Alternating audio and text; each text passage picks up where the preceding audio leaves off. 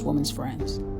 Second, 3 parties involved: Khalil, the supposed best friend, and the 2 women that allegedly assaulted her, brought Shanquella's belongings back to her mother's home, where it is now alleged that Shanquella was missing $10,000. Now, we all know that one must declare to the country that they're entering that they have that large a sum of money.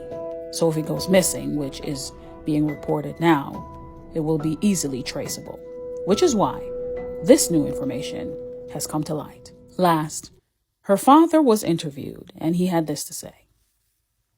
My daughter's friend did call me who had my number, who know how much I care about my daughter. Right. They did call and say it was a fight in the house, but they wasn't sure, But then the alcohol story came out, because that alcohol poison did not sound right for me. No, Right. not at all. Right. No, she don't drink like that. I know that for a fact.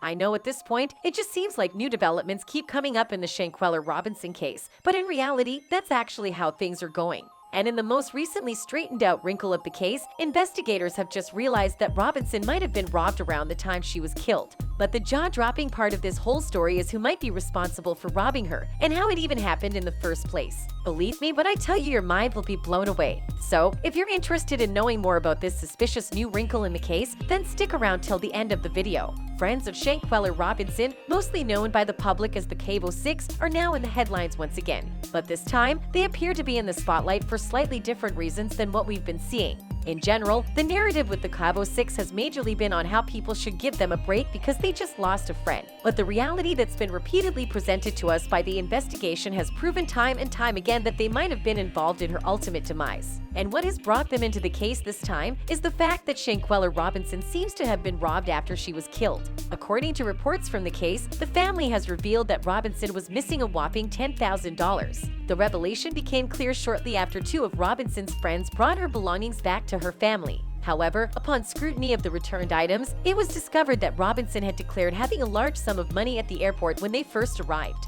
And considering that the entire point of making declarations like this is to be able to trace when large amounts go missing, this was an integral part of the case. As such, more eyes are now on the Cabo 6 gang than ever, because it's one thing to seemingly have abandoned an unconscious friend, but it's an entirely different thing to rob them while they're indisposed. And now, taking a closer at the events that led up to this point, it adds up that they might have had a hand in her death. According to the original story, Shanquella was with several friends when she died in her villa at the upscale Fundadores Beach Club in Cabo, Mexico. Her death was reported on October 29th. Initially, her travel mates told her mother, Salamander Robinson, that she had died of alcohol poisoning, but a death certificate later revealed that she passed away from a severe spinal cord injury and atlas luxation and instability of neck vertebrae. Around the same time, a video of Shanquella being viciously beaten by one of her friends also surfaced. Authorities have since ruled her death as femicide. However, several revelations since then have proven that there was some foul play at the hands of her so-called friends. You see, shortly after Robinson passed away, the fishy circumstances surrounding her death propelled it to gain major notoriety in the world, which led to more investigation. And in the process of trying to find the truth, it was established by Robinson's family that her friends had lied about some of the events that took place in Mexico. Specifically, Shanquella's sister, Tequila Long, revealed that the Cabo 6 had lied to their faces about how she died. Speaking in an interview with Essence on November 30th, Long revealed that her sister's friends had spoken to her and her mother about the sad event. "I was believing the dude that she went on the trip with because that was her best friend. I didn't think that he would be malicious about anything. I didn't think that he would tell us a lie. I trusted him," said Long. Speaking more about the discoveries that were made from talking to Shanquella's friends, she revealed that even though they had to find out about the fight video from someone outside her group of friends, the Cabo 6 still denied ever fighting in Mexico. Particularly, Long shared that the 2 young ladies and the male told us that there wasn't any type of fighting going on.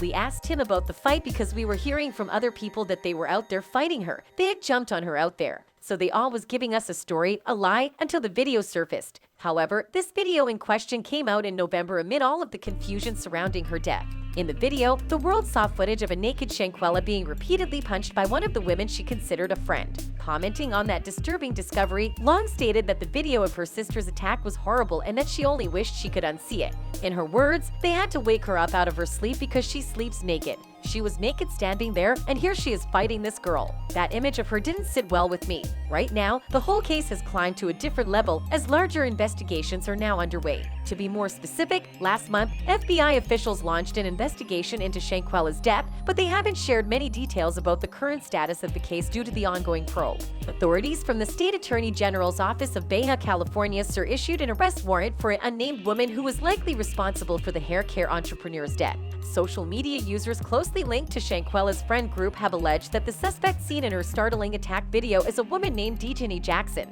but her name is not mentioned in the arrest warrant. Additionally, news hitting several outlets has been alleging that Jackson was in federal custody in the U.S. The outlets also claimed that Jackson was apprehended in Connecticut. During an interview with Atlanta Black Star earlier this month, FBI Public Affairs Specialist Shelley Link dispelled the claims, stating that the FBI had not yet closed the investigation. However, even while the FBI is now also fully invested in the case, there have also been a lot of other compelling revelations from other people in Robinson's family. Recently, her mother revealed to the world that Cabo 6 know a lot more than they have said. Specifically, during the December 7th episode of Nightline, the mother of Shanquella Robinson provided new details about the group of friends who accompanied her daughter on vacation to San Jose del Cabo, Mexico. Salamandra Robinson described receiving a phone call from an unidentified person informing her that the group had been fighting her daughter during the vacation. She said, "I got a call from somebody, I didn't even know who it was, and they said they were over there fighting that girl. And that's the way they left it, just like that, and hung up, said they were over there fighting her. I don't know why they keep telling her alcohol poisoning." Slightly shaken by this revelation, Shanquella's mom stated that she confronted the group when they came to visit her in Charlotte, North Carolina prior to the funeral. They were crying. They said they never had a fight. They even sat here and said they were picking out what they were wearing to the funeral, she recalled. Ms. Robinson went on to say that as the family continued to plan her funeral service, more information came to light about Shanquella's death. She remembered receiving a call notifying her of the police report and autopsy results. "Oh, just couldn't believe it," fumed out. "Oh, we just got sick on the stomach." She confronted one of the friends again after learning the results and said he sweated through his shirt.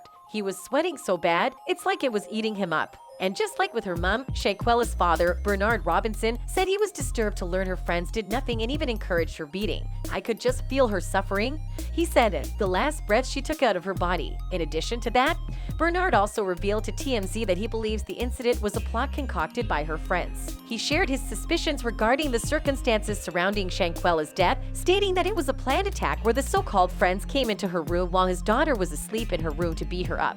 Considering that virtually every single family member of Shanquella seems to be pretty convinced that the Cabo 6 have a hand in her death, it's really not far-fetched that they could have also robbed her in the process. Well now, more people are largely involved in the case, and it seems even regular people can spot just how plausible it is that her friends were involved in her death.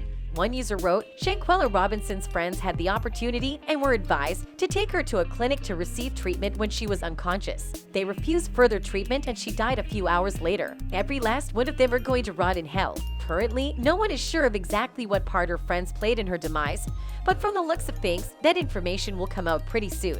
That's it for this video. Goodbye.